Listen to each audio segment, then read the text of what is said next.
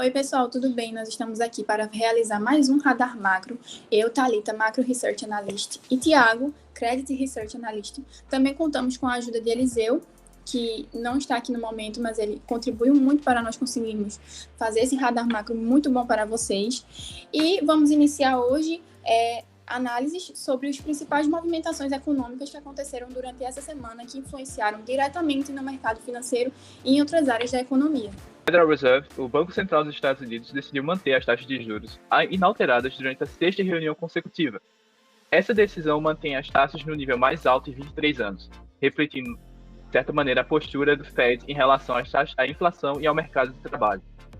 A OECD, a Organização para a Cooperação e Desenvolvimento Econômico, aumentou sua previsão para o PIB brasileiro nos próximos anos, com estimativa de juros em 8,75% no final do ano, 8,75%. A alta no consumo das famílias impulsiona o crescimento, mas há incertezas devido a tensões geopolíticas, desaceleração na China, desequilíbrios fiscais, que podem reduzir as projeções. É uma boa notícia porque a OECD está uma questão bem otimista, elas estão com previsões otimistas para o PIB brasileiro.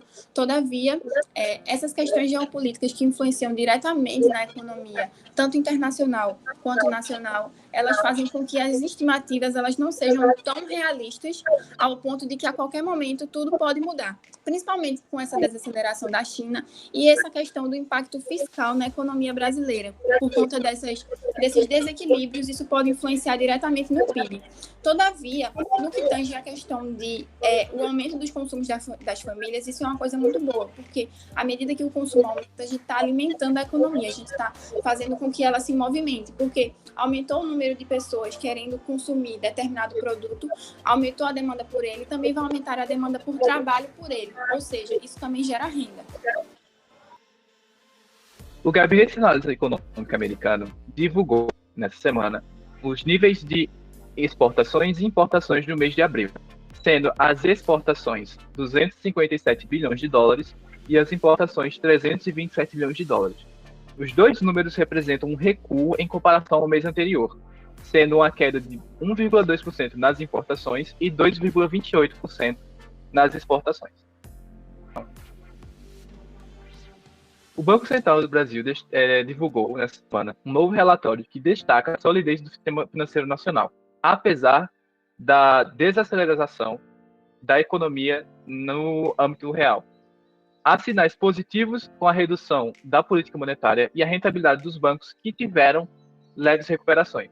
O relatório também mencionou riscos climáticos e tecnológicos que podem afetar a economia.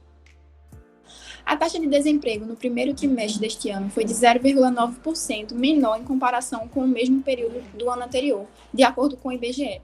No entanto, encerrando em março, a taxa de desemprego foi de 7,9%, um aumento de 0,5% em relação ao trimestre anterior. A gente pode analisar essa redução no nível de desemprego no nosso país também com outra variável que falamos anteriormente, na questão de que está aumentando a demanda por produtos. As pessoas estão mais dispostas a gastarem os seus dinheiros comprando coisas. E, à medida que essas pessoas demandam produtos, as empresas elas vão demandar pessoas para produzirem esses produtos.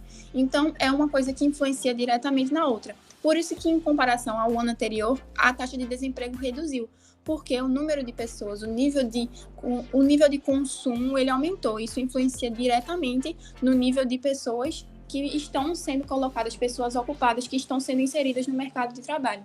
Todavia, em comparação ao trimestre anterior, a gente analisou um aumento no nível do desemprego, que também não é tão alto, mas também não podemos considerar irrisório, porque são pessoas que estavam, pessoas econômicas, uma população ativa, que ela saiu do mercado de trabalho. Bom, pessoas, esse foi mais um Radar Macro. Agradecemos a audiência de vocês.